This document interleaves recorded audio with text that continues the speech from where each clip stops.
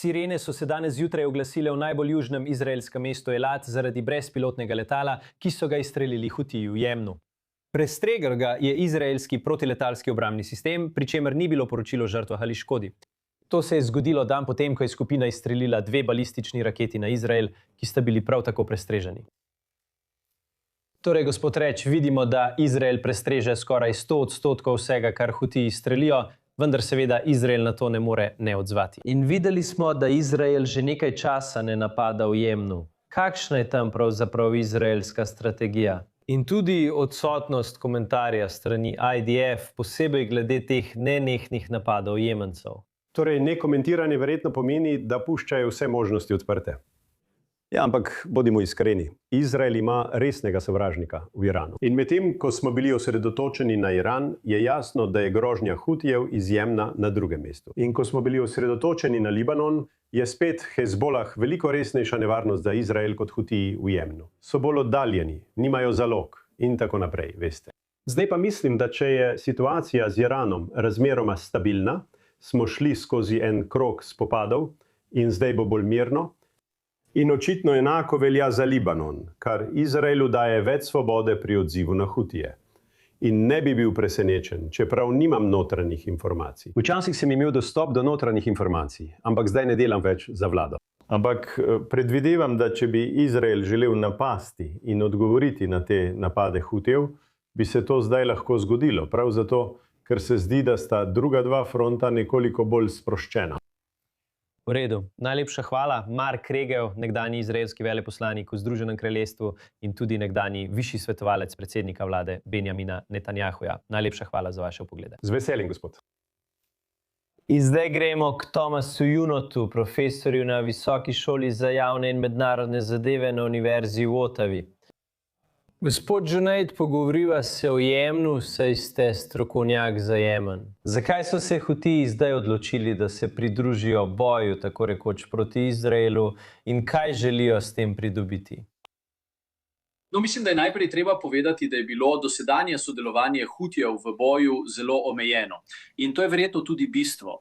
S tem, da pošljajo 1 ali 2 raketi, ki jih, kot ste pravkar povedali, Izrael zaradi veliko naprednejše zračne obrambe zlahka prestreže in povzročijo malo ali nič fizične škode.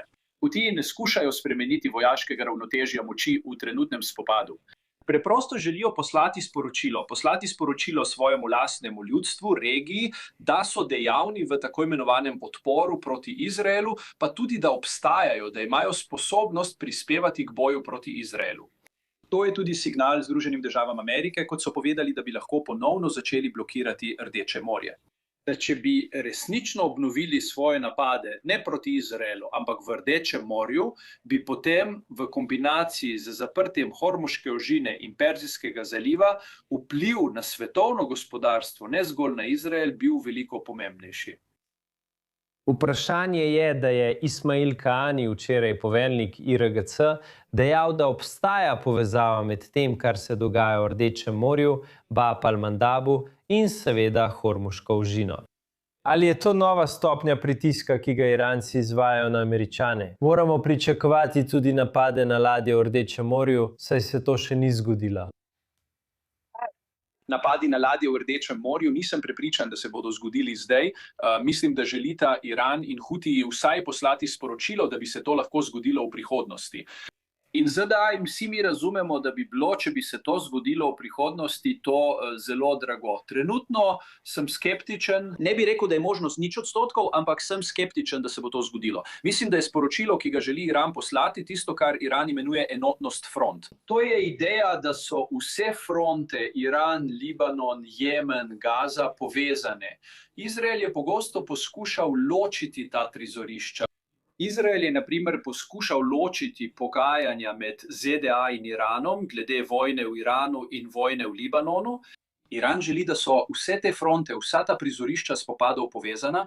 In s tem, ko so Hutiji poslali to raketo, pošiljajo sporočilo, da niso le Libanon in Iran, ampak tudi Rdeče morje, Iran in Jemen eno veliko prizorišče, namesto ločenih prizorišč. In v tej enačbi je seveda še več akterjev. In kar je najpomembneje, rekel bi celo Savdijci, ki uporabljajo vzhodno-zahodni naftovod. In seveda, napadi na ladje v Rdečem morju bodo v bistvu ustavili njihovo sposobnost, da sploh prodajo nafto. Vendar pa obstaja tudi dogovor med Hutiji in Savdijci. Kaj lahko pričakujemo tudi od Savdijcev, če se to zgodi? Torej, verjetno obstaja nekakšen dogovor med Saudsko Arabijo in Hutiji, ne poznamo natančnih pogojev tega dogovora. Vemo pa, da vojna med Saudsko Arabijo in Hutiji tehnično gledano še ni končana, vendar je od leta 2022, torej že več kot 4 leta, na zelo nizki ravni. Res je bila zadržana. In Saudska Arabija si zelo želi, da tako tudi ostane. Saudska Arabija res ne želi ponovno odpreti te fronte, ki jo ima s Hutiji, deloma zato, ker je tako zaposlena s fronto v Perzijskem zalivu in z Iranom. Tako krožijo govorice, da naj bi Saudska Arabija plačevala Hutijem, da bi ta fronta ostala mirna, čeprav ne vemo, ali je to res. Torej, če se vrnemo k odločitvi Hutijev, da izstrelijo tisto raketo na Izrael, tiste nekaj raket na Izrael, in možnosti ponovnega odprtja vojne fronte v Rdečem morju, je to nekaj, čemur bi se Saudska Arabija res rada izognila. Hutiji so pred nekaj dnevi poslali delegacijo v Saudsko Arabijo, da bi nadaljevali pogajanja med obema stranema. Tako, predvidevam, da je v okviru teh pogajanj strani Saudske Arabije prošnja, da bi stvari ostale pod nadzorom. Nekaj izstrelkov na Izrael je eno, ampak prosim, ne več kot to. Da, spremljali bomo te dogodke. Seveda najlepša hvala, Tomas Juno, profesor na Fakulteti za javne in mednarodne zadeve Univerze v Ottawi. Najlepša hvala.